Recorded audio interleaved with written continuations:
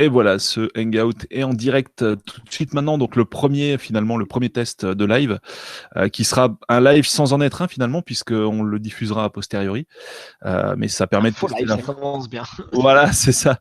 Mais ça permet en même temps de tester un peu l'infrastructure et le live tout simplement pour le jour où il y en aura des vrais. Et donc, bah, faut nous excuser pour le décor qui est un petit peu dans son jus, quoi, j'ai envie de C'est dire, d'un roots, c'est côté comme de roots. l'autre. C'est Voilà, c'est ça, c'est roots. Mais bref, on va rentrer un peu dans le vif du sujet qui est bah, ce qui tourne juste ici, là, sur l'écran derrière, un peu, dont l'image est un peu cramée, c'est la PlayStation classique. exactement. Toute Alors, bah, fraîche. voilà, donc Damien, ex-jeuxvideo.fr, journaliste qui a officié sur ce site quand même pendant des années. J'imagine que tu as un petit avis sur la question. Bah oui, bah déjà, bon, enfin, comme tous les gens qui, comme moi, ont aimé la PlayStation, c'était quelque chose d'attendu. Parce que bah voilà, Nintendo notamment avait vraiment lancé la sauce avec sa Nintendo Classic Mini, avec la SNES Mini aussi.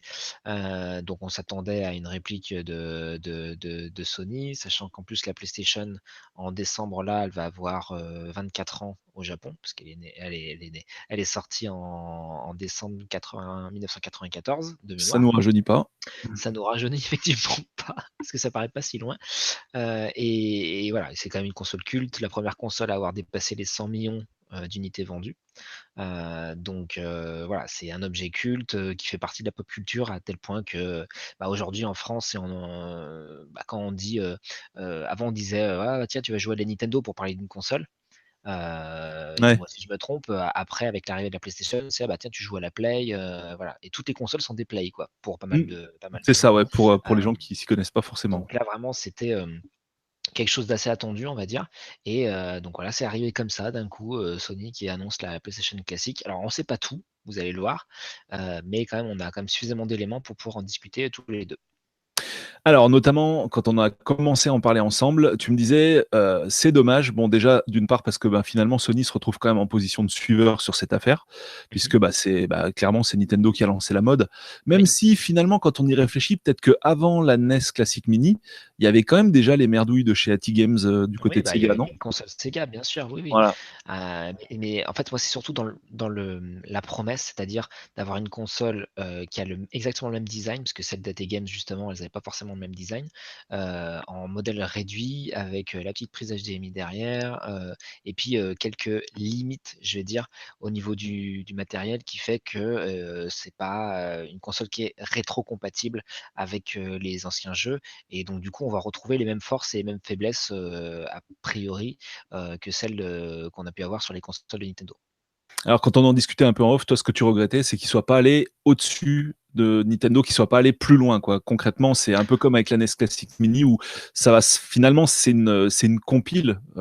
C'est pas, voilà, c'est pas un objet, enfin, c'est un objet collector, certes, mais en fait, c'est une compile de jeux vendus au prix fort, quoi, puisque tu vas pas pouvoir en rajouter. C'est ça, donc en gros, ça va être la console qui reprend le design de la toute première PlayStation en 45 plus petit, donc qui a le petit, enfin, elle a exactement la même forme que la première PlayStation, donc on a l'impression qu'il va y avoir un petit lecteur de CD et en fait c'est factice. Donc comme tu l'as dit, il y a donc des jeux intégrés, dans la mémoire de la console, donc 20 jeux, et a priori on ne pourra pas en rajouter. C'est vrai que ça aurait été sympa. Enfin moi vraiment j'aurais été content vu que j'ai pas mal de jeux encore PlayStation de pouvoir mettre, mes jeux, dans la console.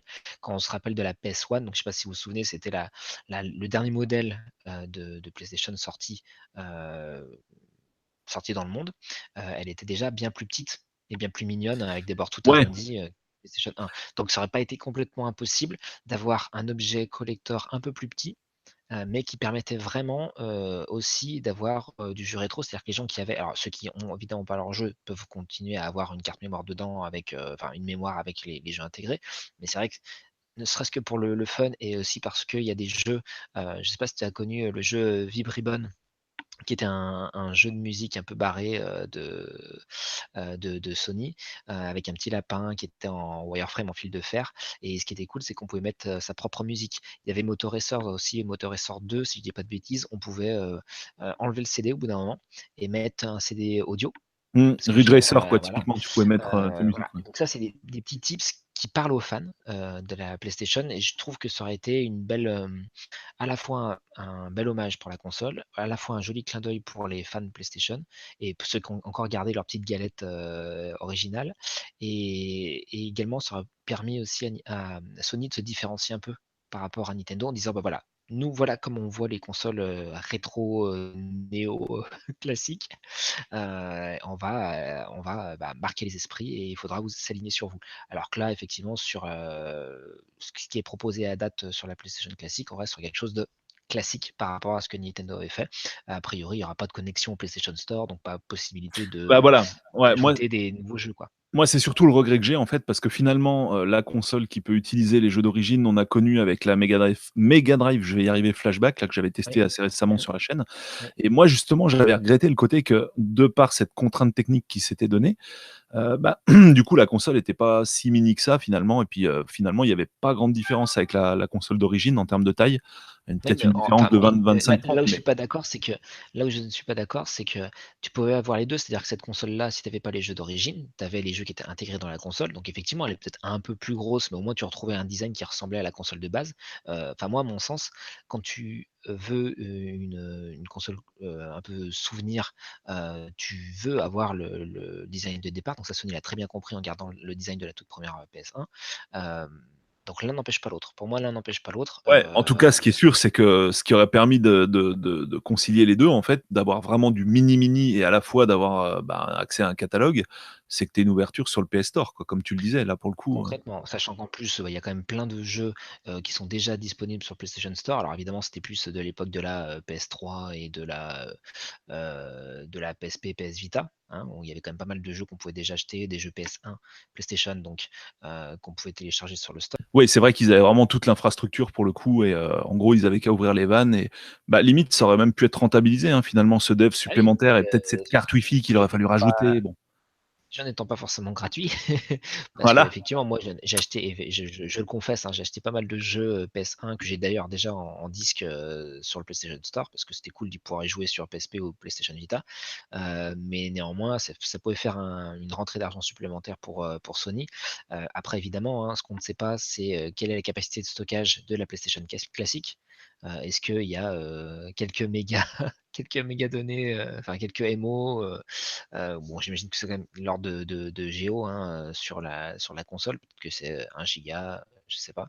Ouais et puis Mais surtout, est-ce que, comme avec les mini Nintendo, tu vas pouvoir, ben, avoir un petit hack qui va te permettre de manager justement la liste des jeux internes, quoi? Ça peut être sympa. ça, du moment qu'il y a de l'USB, tout est possible, hein, j'ai envie de dire, et justement, on le verra aussi, parce qu'il y a la console, c'est bien, mais il y a aussi, plus qu'on va faire parler un peu aussi de tout ce qui est rétro, il y a les manettes. Parce que Sony a eu la bonne idée, enfin, il va commercialiser, parce qu'on l'a pas dit, mais la console sortira le 3 décembre Avec 2 2018, manettes, donc hein, donc. voilà, avec 2 manettes filaires et ce sont les manettes première génération. Donc sans analogique et sans vibration. Exactement, donc ce ne sont pas les DualShock, ce sont les toutes premières manettes, PlayStation. La différence D'ailleurs, avec pour les la petite manettes de histoire, il y avait eu un modèle intermédiaire qui avait les 2 analogiques, mais qui n'avait pas la vibration. Bon, enfin bon, bref. exactement, exactement et donc c'est la petite différence justement, je ne sais pas si on le voit là sur la vidéo, c'est que la connectique est différente, pour les manettes. Ça veut dire que les manettes PlayStation que vous allez acheter avec la PlayStation classique, elles se branchent en USB type A, alors qu'avant c'était une prise à broche. Ce qui veut dire que Voilà si vous avez par chance, des manettes, qu'elles soient, manettes classiques, PlayStation ou des manettes DualShock, vous ne pourrez pas, les utiliser et vice sur versa. la PlayStation et vice versa Bon, évidemment. d'ici là, Par tu auras contre, peut-être un petit adaptateur sur AliExpress, qui sortira, qui permettra de tout est possible, mais par contre tout est possible. effectivement, c'est quand même un USB type A, donc c'est quelque chose de très, très classique. Là où les NES classiques et mini et les SNES classiques mini, c'était, une prise un peu comme bah, c'était la prise des nunchucks, hein, si je dis pas de bêtises, sur la Wiimote. Ouais, Donc ouais. c'est une prise qui est plus compliquée à trouver et Après, s'ils donc sont partis sur un standard, il est possible qu'on puisse utiliser cette manette, bon, même sans analogique, mais sur un ordi, quoi, en fait. Sous Windows, sur elle un est peut-être ordi reconnue, on et verra. peut-être que l'inverse sera possible. Je sais pas, bon, je pense qu'ils vont essayer quand même de le brider au maximum, mais on Ouais, bien pourra sûr. peut-être brancher des manettes autres. Bon, l'intérêt est quand même limité, mais c'est vrai que, encore une fois, c'est le concept de ces, console dite rétro qui en fait, ne garde que l'apparence et encore pas forcément tout le temps en fonction des constructeurs, mais derrière on a quand même, et ben, des connectiques complètement différentes, enfin, c'est toujours entre là on propose la manette la plus ancienne, donc qui a pas de joystick alors qu'il y avait des jeux comme Ape Escape par exemple, qui capitalisaient justement sur l'apport des joysticks. Donc je sais pas, enfin, je pense que soit les jeux seront directement éliminés des jeux Ah ouais, intégrés à la PlayStation, forcément pas dans la compile, quoi, du voilà, coup. soit, bah, ils vont être moins jouables tout simplement.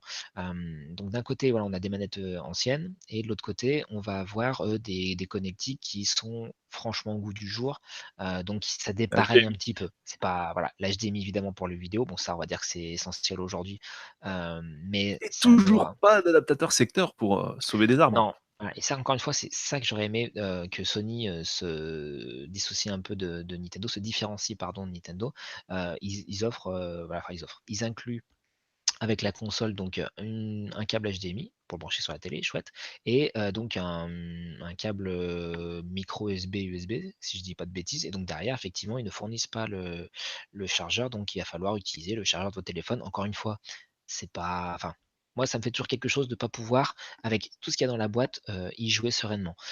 Mais encore une fois, on a tous, des smartphones, chez soi ou une tablette et cetera donc c'est pas une fin enfin, c'est pas la mort.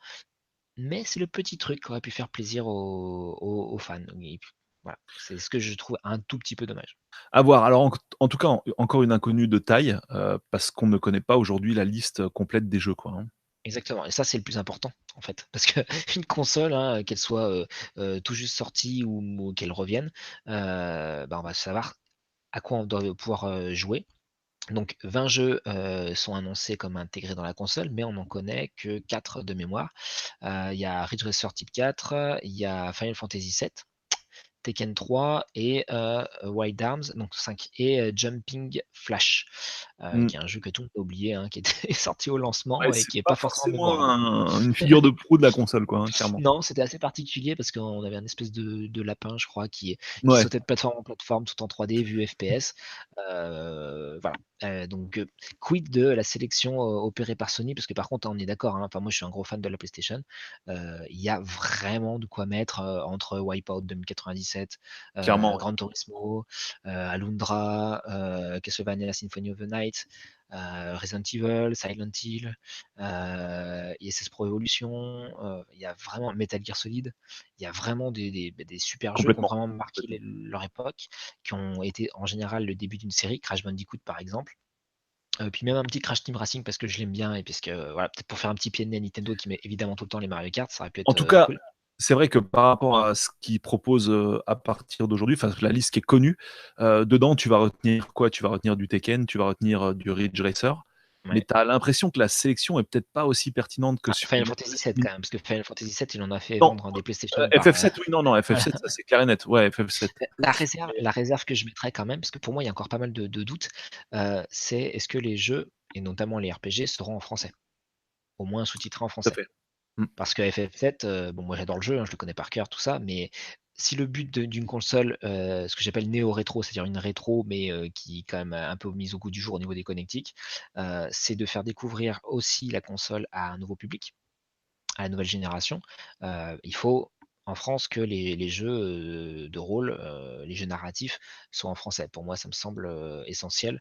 Sinon, bah, c'est un peu comme ce qu'on a pu avoir, sur des consoles précédentes, bah, en anglais tout de suite, ça va couper d'une partie du public, donc ça sera vraiment les puristes, qui vont acheter cette console et moins les autres. Voilà Mmh. et on l'a pas dit, la console, c'est quand même, 99,99 €, prix maximum conseillé, donc c'est 100 €. Voilà, ouais et la NES Classic Mini quand elle est sortie, c'était pas ça le prix public annoncé, non? Ou c'était Non, elle 60, je était sais moins plus. chère, hein. Elle était moins chère, si je dis pas de bêtises, ça devait être de l'ordre de 69 et quelques, donc 70 Ouais € je d'accord, ils ont crois quand même tapé plus haut, quoi. et la SNES était, 10 € plus cher si je dis pas de bêtises. Voilà, donc une centaine d'euros le Raspberry Pi avec une belle coque quand même. Ce qui est marrant, Oui, c'est après bon, voilà, bon ça ouais, c'est toujours pareil, hein, c'est un si grand vous débat. cherchez les jeux en occasion et si vous avez la console, ça va vite vous revenir cher, ne serait-ce que pour Après, 2-3 jeux, hein. voilà, Rien le que Raspberry FF7. Pi, quand tu fais vraiment le calcul, si tu veux 2 aussi belles manettes que celles que Sony va fournir, que tu veux, bah, la capacité mémoire qui va avec pour mettre tous les jeux, la carte, voilà, tu veux également le boîtier et cetera. Quand tu fais l'addition de tout, au final, c'est pas 30 € quoi, comme le Raspberry Pi nu, hein. Oui et puis, bah, là, Quand même bien enfin, préciser. c'est aussi un objet de collection, en fait, C'est ça. heu et donc évidemment qu'il y a une part d'affect et de fanboyisme, si je puis dire, mais voilà, quand tu as un objet, hyper bien fini, que tu peux arborer fièrement, dans une vitrine chez toi, Ouais, c'est c'est ça, quand ouais. même un peu Typiquement différent du sur Raspberry Pi. Voilà, après sur la encore NES une Mini, fois, quand tu vois les boîtiers qui sont proposés, ben, sur eBay, AliExpress et compagnie et que tu les compares aux boîtiers officiels, ça a quand même ça a rien quand à même voir. pas la même, ça a quand même pas la même tête, hein. Donc évidemment, hein, ça serait moins cher, on serait pas fâché. On si on pouvait après tout n'est pas perdu, hein. Imaginons que vu qu'il y a de l'USB type A, on pourrait très bien imaginer que, Sony vende des, je sais pas moi, des clés ou que tu télécharges sur ta PS4 par exemple ou n'importe quelle console Sony qui est connectée à internet. Tu télécharges les jeux sur une Ça, ce clé serait non, USB, pour le coup. comme les mises à jour, tu vois? Et après tu les mets dessus. Dans l'absolu, ça serait faisable. Moi, pour en revenir au catalogue de jeux, je me trompe sans doute, mais j'ai l'impression que Sony tâte un peu le terrain, de voir un peu auprès du public quels sont les jeux qui reviennent. Parce qu'effectivement, 20 jeux, c'est à la fois beaucoup et à la fois c'est ridicule par rapport à tous les jeux qui sont sortis sur PlayStation et ça serait pas impossible que Sony n'ait pas encore en tête exactement le catalogue définitif, de jeux qui sera inclus, dans la PlayStation classique et donc c'est pour ça que pour l'instant, à date, au moment où on tourne cette vidéo, on ne connaît que les 5 premiers jeux. Ouais. Alors c'est marrant, en fait, on est en marge du TGS et ils avaient un événement pour la première fois pré-TGS, Oui. Sony, et pas un mot là-dessus, quoi. Ils préfèrent, lâcher ça plus tard, quoi. Oui, bah, ils ont vraiment capitalisé sur la PS4, hein, qui ont leur, figure de proue, Ils voilà, veulent plus de pas 70 millions mélanger, de voilà, ils consoles veulent pas vendues. mélanger les 2 univers, quoi. Pour eux, c'est vraiment 2 trucs, bien distincts, quoi. Oui et puis, bah, après ce qu'il faut voir, c'est que, bon là, ils sont clairement leaders sur cette génération-là et un constructeur comme, Sony a besoin d'étaler les temps forts, en fait.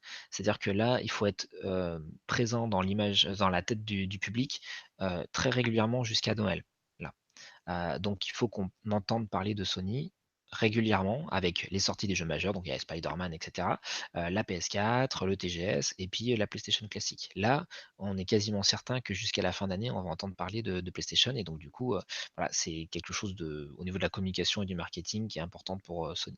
Je pense que c'est pour Bon, ça qu'ils sont dissociés.